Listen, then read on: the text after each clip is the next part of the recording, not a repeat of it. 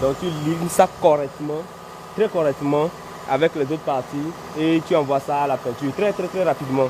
On n'a pas le temps. Dans la banlieue de Lomé, des techniciens et mécaniciens d'une unité d'assemblage d'automobiles et de tricycles électriques fonctionnant à l'énergie solaire dénommée Le Monde de l'énergie sont à l'œuvre.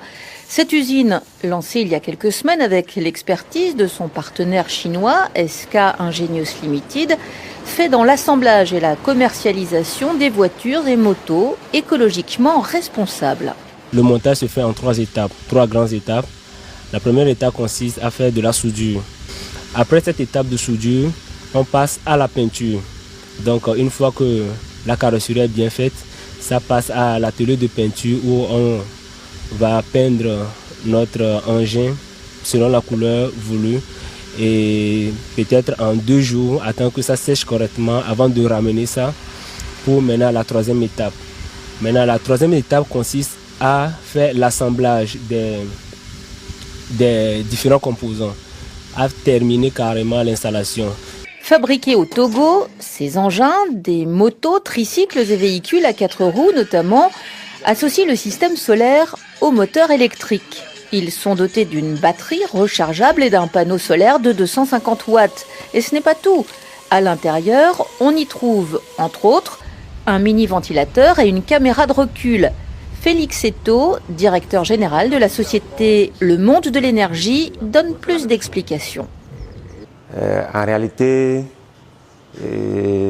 c'est en répondant à l'appel du gouvernement togolais de rater à l'industrialisation du Togo, tout en créant de l'emploi, en protégeant l'environnement, que nous avons décidé de nous engager dans l'économie verte, en créant une société au nom de Le Monde de l'énergie.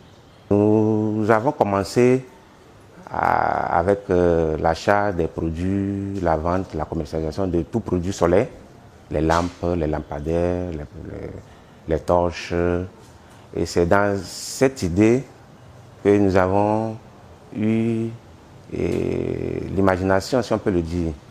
Pourquoi ne pas appliquer les trucs solaires aux engins?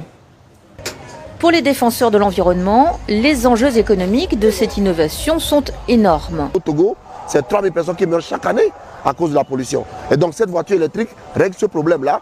Donc moins de décès, ça fait de l'économie. On parle de l'économie de la santé. Ça fait moins d'argent à dépenser dans les hôpitaux, mais aussi de l'argent que les familles pourront avoir pour investir dans autre chose.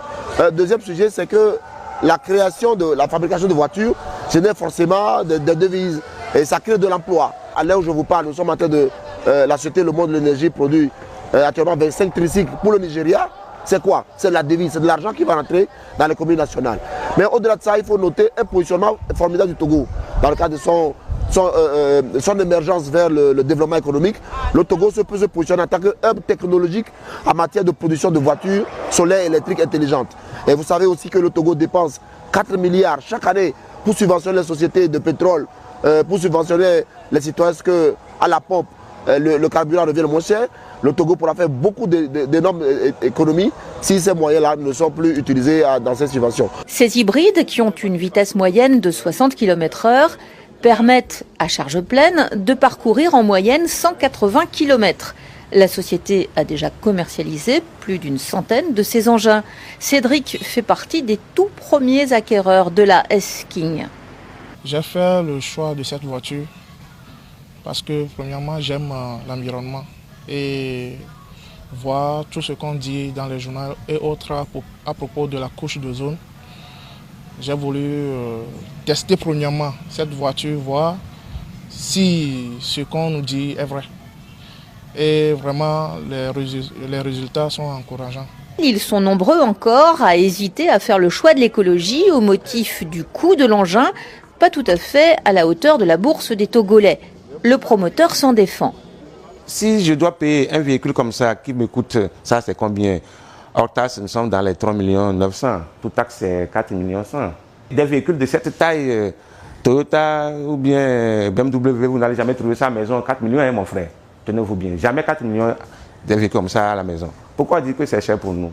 Autant puisque à la maison, Toyota, vous allez trouver des trucs comme ça, peut-être à 11 millions, 12 millions, ou bien 9 millions, si c'est la maison vraiment. et vous allez encore payer de carburant. Nous, pas de carburant, il n'y a pas de moteur, c'est des moteurs électriques, il n'y a pas de vidange, il n'y a pas d'huile à moteur à changer, il n'y a pas de bougie à changer, il n'y a rien de ces choses-là. Et vous avez 4 millions pour le payer. Par rapport à Toyota, je ne fais pas de concurrence aux grandes marques, hein, c'est un exemple que je donne. De 4 millions à 9 millions quelque part, pourquoi dire que c'est cher? Visiblement essoufflés, les promoteurs de la voiture électrique solaire font des appels de phare à l'État togolais pour plus de soutien. Il y a 3 demandes majeures. La première, c'est en termes de créer l'environnement favorable. Par exemple, si on fait le tricycle, il ne faut pas exiger qu'on obtienne les plaques de voitures là-dessus. Donc il y a un environnement favorable créé au niveau des lois pour que la production de ces voitures-là se fasse dans des conditions faciles. Deuxièmement, il y a la question de la réduction des frais à l'importation. Donc que ce soit les vitres, que ce soit les parties qu'on importe, que ce soit les panneaux, eh bien, nous payons des taxes à l'importation. Le Togo produit ces taxes-là. Et puis troisièmement, il y a une dimension d'appui financier direct à ce qu'on puisse accompagner ces sociétés en leur donnant des moyens, en envoyant peut-être des experts, en mettant à disposition des étudiants, des personnes, pour réfléchir pour que cette initiative puisse permettre vraiment de positionner le Togo sur la chaîne internationale. En Afrique, où la pollution reste la chose la mieux partagée, ils sont nombreux à croire que l'adoption de la mobilité verte pourra permettre de réduire l'ampleur du phénomène.